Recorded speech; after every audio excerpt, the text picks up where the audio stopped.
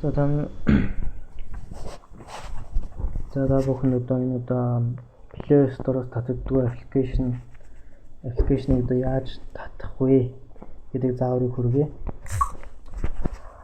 Хвчлэн Play Store-оос хүмүүс тоглоом болон янз бүрийн аппликейшн татах гэхлээр зэрэг татагдах боломжгүй эсвэл гарч ирдэггүй тохиолдол байдаг. Миний хаар бол Candy Crush тоглоом татаж үзүүлье. За ингээд хайхаар зэрэг бол Candy Crush-ийн албан ёсны тоглоом нь байхгүй. Зүгээр байхгүйг та бүхэн харж байна. За одоо би энийг яаж Candy Crush-ийг Play Store-оос татах вэ гэдгийг. Гэхдээ зөвхөн Candy Crush биш, бүх одоо татагддаг аппликейшнуудад хамааралтай. Тэгэхээр зэрэг VPN буюу таны одоо интернет хандах таны хандлт IP-г сольдог програм байгаа одоо энэ VPN гэсэн. Би бол энэ програмыг ашиглан Play Store-оос юм татдаг. Тэгэхээр одоо яах вэ гэхээр зэрэг VPN-ийг эхлээд Play Store-оос татчихна. Би надад бол одоо татагдсан бэлэн байна. VPN руу орлоо. Connecting.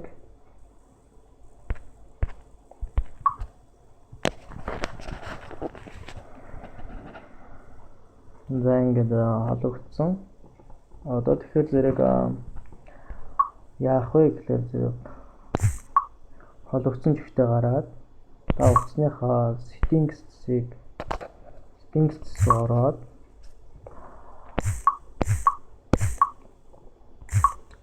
application manager эсвэл apps гэдэг таны одоо тухайн хэрэглэж байгаа утас маркнаас хамаарат одоо янз бүр байдаг. Одоо минийх дээр бол apps гэж байна. Энэ дээр зэрэг энэ рүү орохоор зэрэг бүх утасны сонголт адилхан download одоо running all гэснээс нь Play Store хайж олно. Play Store хайж болоод Google Play Store орлоо. Clear data сонгоод устгана. Одоо энэ data хэсгийн мегабайт 0 болсныг харж байгаа. Тэгээ босчоод Play Store руу орно. Play Store хэсэг хугацаанд уншсны дараа assert гэсэн сонголт гарч ирэх байна. Assert-ыг дарлаа. Play Store. Одоо та Candy Crush болон өөрийнхөө татаж болохгүй байсан програмаа бичээд хайгаад үзээрэй. Тэгээд одоо албан ёсны Candy Crush бол гарч ирж байна. Одоо ороод татах гэдэг үзье. Татах боломжтой байна. За ингээд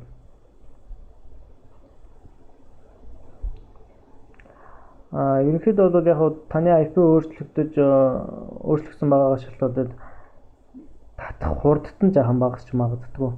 Энэ тохиолдолд бол та зөвхөн энэ Candy Crush одоо аппликейшнаа татчих үедээ түрүүний VPN буюу VPN гэснийгаа унтраагаад disconnect хийгээд мөн wire sound түр хугацаанд унтраад чинь буцаагаад хасаагаад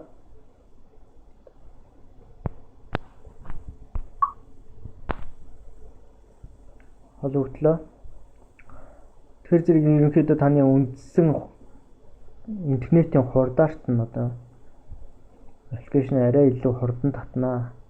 Ямар нэгэн байдлаар таны татж байгаа програмд нь удаан татсан тохиолдолд буцаагаад ингэсэн тохиолдолд таны хурдан татнаа гэсэн. За